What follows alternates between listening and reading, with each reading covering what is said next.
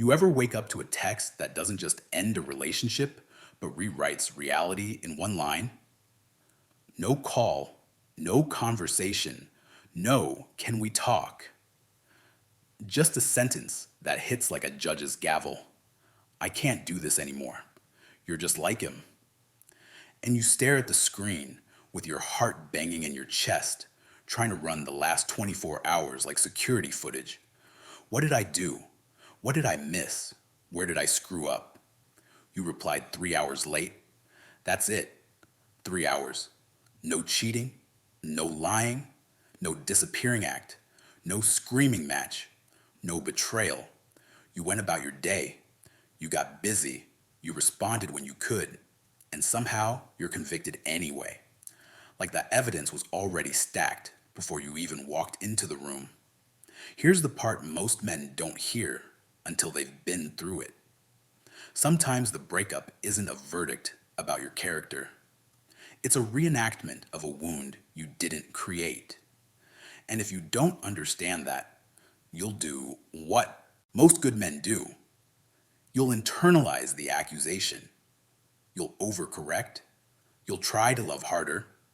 You'll try to become more available, more predictable, more careful, more perfect until you're living like you're on probation in your own relationship. This is where strong men get quietly broken, not by one big betrayal, but by a slow, relentless requirement to prove they're safe every single day. Let's name what's happening. For some women, especially women who grew up with a father who was emotionally absent, critical, inconsistent, or conditional, love doesn't feel like comfort. Love feels like a test you can fail at any moment. He might not have been violent. He might not have been a bad guy in the obvious way. Sometimes he was physically present. Sometimes he paid the bills. Sometimes he showed up to the big events, but he wasn't there in the quiet places. He praised achievement, but didn't sit with sadness. He liked performance, but didn't know what to do with vulnerability. He gave approval like a paycheck, earn it or lose it. He pulled warmth back the moment she needed it most. That kind of childhood doesn't always produce dramatic stories. It produces something more subtle and more damaging. A nervous system trained to expect love to vanish. So when you show up steady, decent, trying to build something real, you're not walking into a clean room. You're walking into a house where the smoke alarm still goes off from the last fire. And the hard truth is, she may not be responding to you. She may be responding to what you represent. A man, a closeness, a dependency, a risk, a chance to be abandoned again. So when you're late, when you miss a call, when you don't read her mood before she even knows she has it, she doesn't file it under normal human inconsistency. She files it under proof. Proof that you'll leave. Proof that she was right not to trust. Proof that love always comes with a catch. You're not failing as a partner. You're failing as a replacement. And that's a standard no man can meet. This is why the tests start small. A cold tone over nothing. A sudden shift in energy. A rehashing of an old argument because you sighed wrong. A silence that stretches just long enough to make you panic. A vague accusation you can't defend because it isn't about facts. Then it escalates. You start checking your phone like it's a lifeline. You start editing your words before you even speak. You start walking on emotional eggshells, trying to anticipate a storm you don't control. You cancel plans because she might feel ignored. You show up exhausted because you're afraid that resting will be framed as distance. You try to be perfect because anything less gets interpreted as abandonment. And slowly, you stop being a man in a relationship and become a man managing a crisis. That's the trap. The relationship becomes less about connection and more about preventing her fear from detonating. And you think that if you do everything right, if you're patient enough, consistent enough, careful enough, she'll finally feel safe. But if the wound is deep and unaddressed, safety isn't something she receives from you. Safety is something she has to build inside herself. Because what she's reacting to isn't your timing, it's what timing symbolizes: unpredictability. In childhood, unpredictability is dangerous. An inconsistent parent teaches a kid that love can flip without warning. So the adult version of that kid learns to monitor, scan, test, pressure, and control because control feels like survival. So she tests you not just for loyalty, but for your stability under stress. Will you stay calm when she panics? Will you chase when she withdraws? Will you prove yourself when she doubts? Will you give up your boundaries to reassure her? And here's the part that messes men up. The more you comply, the less safe she feels. Because deep down, she expects you to break. She expects every man to break. Her nervous system is built around the moment her father failed her emotionally. So somewhere in her bones is a belief: men leave, men turn cold, men choose something else. Men don't stay when it gets hard. So she pulls away to see if you'll chase. She shuts down to see if you'll beg. She picks fights over nothing to see if you'll endure it. She creates distance to see if you'll cross it. Not because she's evil, because she's terrified. But fear has a way of turning love into a courtroom. And if you become the defendant long enough, you'll forget what it feels like to be a partner. Now, a man hearing this might think, so what? I'm just supposed to take it. I'm supposed to be her punching bag because her dad messed her up? No, absolutely not. Understanding the origin of a pattern is not the same as accepting the damage it causes. Compassion without boundaries is self destruction wearing a halo. And if you've lived this, you know exactly what I mean. Because it doesn't stay at "I'm scared." It turns into rules you didn't agree to. You can't have female friends. You can't miss a text. You can't need space. You can't be tired. You can't be human. And if you resist those rules, you get labeled as cold, selfish, avoidant, or just like him. And men, good men, hate being misunderstood. Good men will bend over backwards to prove they're not the villain. That's the danger, not her fear, your willingness to become the solution to a wound you didn't cause. Because the moment you accept the role of redeemer, you are no longer in a relationship. You are in a rehabilitation program you didn't sign up for. You're supposed to be her partner, not her savior, not her therapist, not her father's redemption story, not the man who has to prove that men can be reliable. If you carry that, you become the keeper of her pain. And pain doesn't get healed by patience alone. It gets healed by truth. It gets healed by accountability. It gets healed by consistent work, often professional work. It gets healed by boundaries that don't move just because someone is upset. A lot of men need to hear this clearly. You cannot outlove an unhealed wound. You can support healing. You can create a stable environment. You can be steady. You can be kind. But you cannot do the inner work for her. And the more you try, the more you train her nervous system to believe that crises are how she receives love. If every meltdown earns a rescue, then meltdowns become the currency of intimacy. That's not romance. That's conditioning. Let's talk about the early stage, because that's where men get hooked. It starts like a movie. She texts first thing in the morning. She wants to talk all day. She calls you different. She calls you her peace. She tells you she's never felt this seen. She makes you feel chosen in a way that hits an old part of you, the part that wants to be needed, the part that wants to matter. And it feels good. It feels like purpose.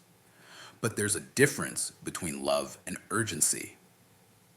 Sometimes what looks like devotion is actually panic dressed up as affection. She isn't bonding, she's attaching. She isn't seeing you, she's clinging to the feeling you give her. She's not building, she's trying to fill a hole. And then reality shows up. You say no to a plan. You miss a call. You joke the wrong way. You're tired. You're focused on work. You don't mirror her emotional state perfectly. And the switch flips. The woman who called you a miracle now calls you selfish. The woman who posted you like a trophy now questions your intentions. The woman who said, I trust you, now asks for your passwords to feel secure. And you're confused because you didn't change. You just stopped performing. That's when men start doing something dangerous. They start negotiating with instability. If I just explain it better, if I just reassure her more, if I just prove it one more time, and one more time becomes your whole life, then comes the push-pull, a perfect night, deep connection, laughter, the sense that you're really in it together, and then she disappears emotionally. No explanation, just distance. The next day she sends a wave of texts, vulnerable, soft, apologetic, asking you to understand. By afternoon she's cold again. You're not dating her mood, you're dating her nervous system. This isn't random, it's a pattern. Get close, panic, create distance, feel loneliness, pull you back, repeat. Because intimacy triggers the old alarm. Closeness equals risk. Risk equals loss. So she sabotages before she can be abandoned. Not because she wants to lose you, because in her body, leaving first feels safer than being left. And if you chase every time she withdraws, you become part of the loop. You teach her. Distance makes him pursue. Silence makes him plead. Chaos makes him prove. And then there's the late night interrogation energy. The 2 a.m. questions. Do you still want me? Are you sure you're not using me? Would you still choose me if I wasn't like this? Men hear those questions and feel two things at once: empathy and pressure. Empathy, because you can hear the pain underneath. Pressure, because you realize no answer's ever final. You can say, yes, I choose you 100 times, and she'll still ask on day 101. Because the question isn't really about you. It's about whether she believes she's lovable without earning it. And if she grew up in a world where love was conditional, then unconditional love feels suspicious. It feels fake. It feels like a trick. So she searches for cracks in your reassurance. She tests the tone. She watches your face. She listens for hesitation. And if you get tired, if your voice changes after the 20th reassurance she hears, I knew it. It's fading. This is where your life gets smaller. You start making choices based on what won't trigger her fear, rather than what's actually right for your life. You stop seeing friends because it creates conflict. You stop working out because she thinks it's for other women. You stop focusing because any focus that isn't on her becomes distance. You stop being playful because jokes can be twisted into disrespect. You stop being honest because honesty can become ammunition. And then one day, you realize you're living as a version of yourself designed to prevent someone else's anxiety. That's not love. That's management. And management kills masculinity, not the toxic kind, the healthy kind. Healthy masculinity is grounded. It's decisive. It's calm. It's honest. It's self-respecting. It leads with integrity. It doesn't beg for permission to exist. So what do you do if you're in this dynamic? First, you stop trying to win the test because the test isn't designed to be won. It's designed to confirm a belief that love doesn't last. If you treat it like a puzzle, you'll exhaust yourself. If you try to outlove the wound, you'll drown in it. You need a different strategy. Steadiness plus boundaries. Not coldness, not cruelty, not disappearing. Clarity. Here's what that sounds like in a man's voice. I hear that you're scared. I care about you. I'm here, but I'm not going to be punished for being human. That sentence does two things at once. It validates emotion without surrendering your dignity. It refuses to let fear become a weapon. When she withdraws, don't sprint after her like you're chasing approval. That feeds the cycle. It makes distance powerful. Instead, one calm message. Then you live your life. I'm here when you're ready to talk. Not 10 paragraphs. Not a negotiation. Not a performance. One message. Then silence from you, not as punishment, but as self-respect. When she demands reassurance, answer once, clearly, honestly. Yes, I care about you. No, I'm not leaving because you're having a hard moment. Then stop. Repeating yourself doesn't heal her. It trains her to need repetition. When she tries to pull you into late night emotional marathons, you set a boundary that protects both of you. I want to talk about this, but not at 2 a.m. We'll talk tomorrow when we're both clear. That's not avoidance. That's leadership. When she asks for access, phone, passwords, location under the label of trust, you don't get defensive. You get firm. I'm not hiding anything, but I'm not giving up my privacy to manage your anxiety. Trust has to be mutual. A man who can say that without anger is a man who won't be controlled by guilt. Now let's be honest. Some men hear boundaries and worry. It means you'll lose her. Maybe, but here's the reality. If setting reasonable boundaries costs you the relationship, you didn't have a partnership. You had an arrangement where your peace was the price of entry. And if you stay in that, you will pay. Not once, repeatedly. Your nervous system will pay. Your focus will pay. Your friendships will pay. Your career will pay. Your confidence will pay. And eventually, your resentment will pay, because resentment is what happens when a man betrays himself to keep someone else calm. The next piece is therapy, and I'm going to say this in a way men can respect. Therapy isn't weakness, it's training. If a man has anger issues, we tell him to get control of it. If a man can't communicate, we tell him to learn. If a man can't regulate stress, we tell him to build discipline. This is the same. If her past is bleeding into your present, healing isn't a vibe. It's work. You can invite that work without shaming her. I want something real with you, but this pattern is hurting us. I'm willing to build. I need you to take healing seriously too. Not as a threat, as a requirement for a healthy relationship. And here's the part you cannot skip.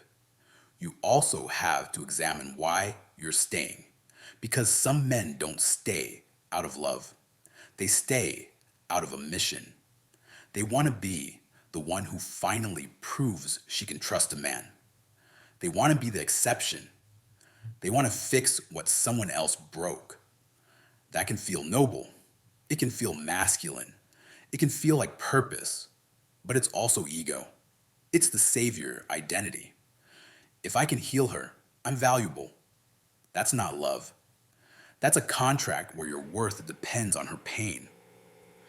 Real love is two whole people choosing each other, not one wounded person testing and one exhausted person proving. So you need to ask yourself, am I here because she's building with me, or because I'm addicted to earning? Peace after chaos, some men confuse intensity with connection. The fight, the makeup, the tears, the late night talks, it feels deep. It feels like you're in it, but depth isn't measured by drama. Depth is measured by stability, by respect, by repair, by consistency. A calm relationship can feel boring to a nervous system trained on unpredictability. That doesn't mean it's wrong. It means it's healthy. Now, I need to say something carefully because it matters. A wound can explain behavior, but it does not excuse harm. If the pattern escalates into verbal abuse, insults, humiliation, threats, if it escalates into control, isolating you from friends, monitoring you, punishing you with silence for days, if it escalates into constant accusations that twist your reality, you stop trying to be understanding and start being honest. This is not okay. Not, I'm sorry. Not, what can I do? Not, please don't leave. This is not okay. And you follow it with action. Because boundaries without consequences are just requests. Consequences don't have to be dramatic. They can be simple. If you want to continue this relationship, we need respectful communication. If you shut down for days or insult me, I will step back. I won't stay in something that damages me. That's a man speaking from integrity. And here's something men don't get taught. Walking away can be an act of love too. Not the love that rescues her. The love that refuses to participate in a cycle that keeps her stuck and destroys you. Because if she never faces the consequences of her patterns, she never has to confront them. If every test is passed, no matter how unfair, the test never ends.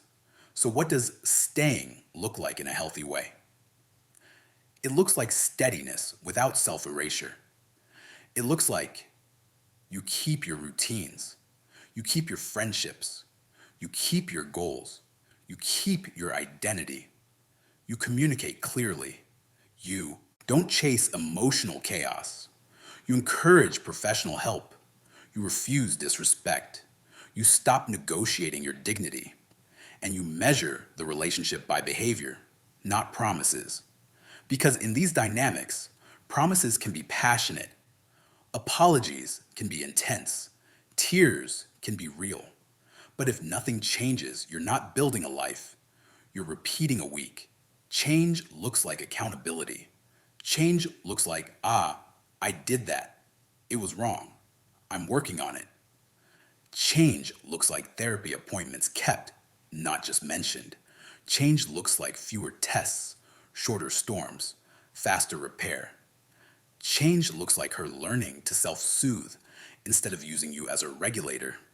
And if you see genuine effort, you can build something solid, something rare. Love that doesn't just feel good, but becomes good. Because yes, transformation is possible, but transformation doesn't scream. It doesn't threaten to leave every time it's scared. Transformation becomes quieter, more honest, more responsible. It says, I'm triggered right now. I need a minute. It says, I'm scared, but I'm not going to punish you. It says, I want closeness, and I'm learning how to receive it. If you ever hear that, and you see it matched with consistent action, you're not dealing with a woman using pain as power. You're dealing with a woman choosing growth. And a man can respect that. But if she refuses the work, if she blames you for everything, if she mocks help, if she turns every boundary into betrayal, then you need to accept a hard truth. Love isn't enough to override denial. You don't owe anyone your ruin. Your courage isn't measured by how long you tolerate chaos. Your courage is measured by how cleanly you can choose yourself when staying costs you your sanity. Walking away isn't giving up. Sometimes it's the first adult decision in a relationship that's been run by childhood fear. So if you're the man who's been getting tested, if you've been living under suspicion, trying to prove your character to a wound that can't be convinced, remember this. You can care about her and still protect yourself. You can understand her past and still refuse disrespect. You can offer stability without becoming a prison guard for her anxiety. You can love deeply without losing your frame. Because love that requires you to dissolve yourself isn't love, it's rehearsal. Rehearsal for a role you were never meant to play. Father, rescuer, therapist, hostage. You are a man, not a rehabilitation center. And the strongest thing you can do, the thing that separates a mature man from a desperate one, is to stay grounded when someone else is spinning. Not cold, not cruel, grounded. If she chooses to heal, she'll do it because she decides to, not because you carried her. And if she doesn't, you can still walk forward with your head up, wiser, clearer, intact. Because the only thing stronger than a father wound is a man who refuses to let someone else's wound define his love, his life, or his identity.